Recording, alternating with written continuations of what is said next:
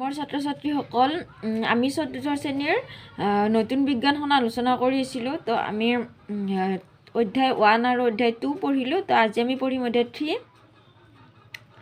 বতৰ বায়ু পানী। তো এই অধ্যায়টোত আমি বতৰৰ বিষয়ে আলোচনা কৰিছিলোঁ যে ডাৱৰীয়া বতৰ, ধুমুহা বতৰ, খৰাং বতৰ এইবোৰ। তাৰপিছত আমি আলোচনা কৰিছিলোঁ যে বতৰ কিয় পৰিৱৰ্তন হয়, সকলো ঠাইৰে বতৰ কিয় বেলেগ বেলেগ হয়। তো আজি আমি পঢ়িম যে পানীৰ পৰা অনবৰতে ভাপ ওলাই থাকে।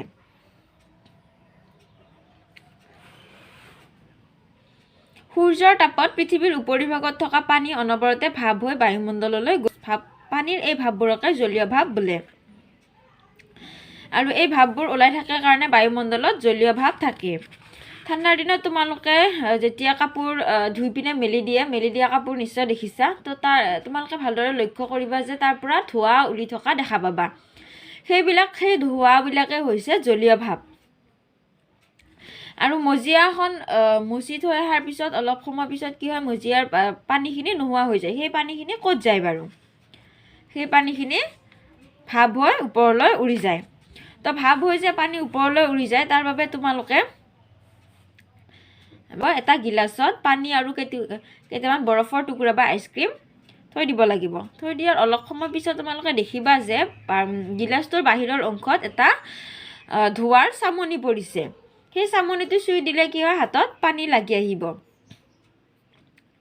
তোমালোকে দেখিবা যে তোমালোকৰ হাতত পানী লাগি আহিব। কিছুমান পানীৰ সৰু সৰু কণিকা তাত এটা কি হয়, তৰপ হৈ গিলাচটোৰ বাহিৰত এটা তৰপ হৈ পৰি থাকে। তো সেইবোৰ কি হয়, আচলতে তোমালোকে পানী বা বৰফৰ টুকুৰাটো গিলাচটোৰ ভিতৰতহে দিছিলা। তো বাহিৰত কেনেকৈ পানী গুচি আহিল, যে তাৰ পৰা ভিতৰৰ পানীখিনিৰ পৰা ভাপ হৈ ওপৰলৈ ওলাই আহি আকৌ কি হয়, বায়ুমণ্ডলত বায়ুৰ লগত সেই পানীৰ কণিকাবোৰ বায়ুৰ লগত আহি পিনে গিলাচটোৰ বাহিৰৰ অংশটো লাগি ধৰিছে, হয়নে? তো তাৰ পৰা আমি কি বুজি পাওঁ যে পানীৰ অনবৰতে ভাপ হৈ ওপৰলৈ গৈ থাকে বা পানীৰ পৰা ভাপ ওলাই থাকে আৰু বায়ুমণ্ডলত জলীয় ভাপ থাকে। গিলাচটোৰ ভিতৰত পানী বা বৰফৰ টুকুৰাবোৰ থোৱাৰ ফলত গিলাচটোৰ বাহিৰৰ অংশটো পানীৰ পানীৰ কণিকাৰ এটা তৰপৰ সৃষ্টি হ'ল। তাত কেনেকৈ হ'ল, যে ভিতৰৰ পৰা ভাপবিলাক ওলাই আহি বাহিৰতো লাগি ধৰিছিল। তো কি হয়, ডাৱৰীয়া বতৰত জলীয় ভাপ বেছিকৈ থাকে আৰু সেইবাবে ডাৱৰীয়া বতৰবিলাক সেমেকা হয়। কিন্তু ঠাণ্ডাৰ দিনত কি হয়, বতৰটো শুকান হৈ থাকে ন। ঠাণ্ডাৰ দিনত জলীয় ভাপ কমকৈ থাকে। বতাহ বলিলে পানী সোনকালে ভাপ হয়। সেইবাবে বতাহ দি থাকোঁতে কাপোৰ যেতিয়া আমি ধুই মেলি দিওঁ, সোনকালে শুকাই যায়। তো কিয় সোনকালে শুকাই যায়? তাত থকা পানীবিলাক বতাহৰ জৰিয়তে কি হয়, ভাপ হৈ ওপৰলৈ গৈ থাকে। তো পানীবিলাক শুকাই যায়, সেইবাবে কাপোৰখিনি সোনকালে শুকাই যায়। তো এতিয়া আমি শিকিম যে পানীয়ে বতৰ পৰিৱৰ্তনত সহায় কৰে। পানীয়ে কেনেদৰে বতৰ পৰিৱৰ্তনত সহায় কৰে। পৃথিৱীৰ উপৰিভাগত বেছিভাগেই হৈছে পানী। প্ৰায় 71% হৈছে পানী আৰু 29% হৈছে মাটি। তো পৃথিৱীৰ উপৰিভাগৰ যিমানখিনি পানী আছে, সেই পানীখিনিক জলভাগ বুলি কোৱা হয় আৰু মাটিখিনিক স্থলভাগ বুলি কোৱা হয়।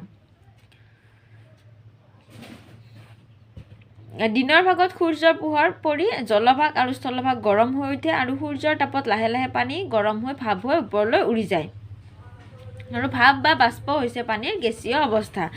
আমি পদাৰ্থৰ অৱস্থা পঢ়োঁতে আমি শিকিছিলোঁ যে পানী তিনিটা অৱস্থাত পোৱা যায়। কি হয়? কঠিন অৱস্থা, জলীয় অৱস্থা আৰু গেছীয় অৱস্থা। এই তিনিটা অৱস্থাতে পানী পোৱা যায়। কেনেকৈ?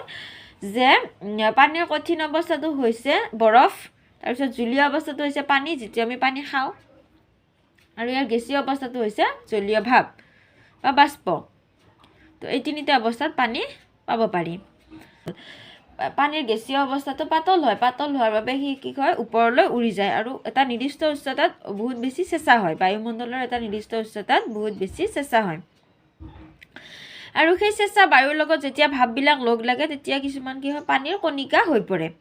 যেতিয়া চেঁচা বায়ুৰ লগত বায়ুমণ্ডলত থকা এই জলীয় ভাপবিলাক লগ লাগে, তেতিয়া সৰু সৰু পানীৰ কণিকা হৈ পৰে আৰু সেই কণিকাবোৰ অতি পাতল পাতল হোৱাৰ বাবে সেই কণিকাবিলাক আকাশত ভাহি ফুৰে আৰু সেই কণিকাৰ সমষ্টিকে মেঘ বুলি কোৱা হয় আৰু যেতিয়া মেঘ ঘন হয় তাৰ মাজেৰে সূৰ্যৰ পোহৰ আহিব নোৱাৰে আৰু তেতিয়া মেঘৰ বৰণ ক'লা হৈ যায় ক'লা মেঘ দেখিছানে তোমালোকে ক'লা মেঘ আকাশত দেখাৰ পিছতে বৰষুণ হয় হয়নে তো ক'লা মেঘবিলাক কেনেকৈ সৃষ্টি হয় তোমালোকে পালা যে বায়ুমণ্ডলত থকা জলীয় ভাববিলাক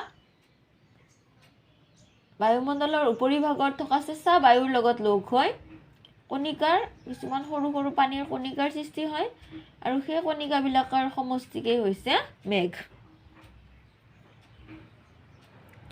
আকাশত ভাহি ফুৰা সৰু সৰু পানীৰ কণিকাবোৰ লগ লাগি মেঘ বা ডাৱৰৰ সৃষ্টি হয়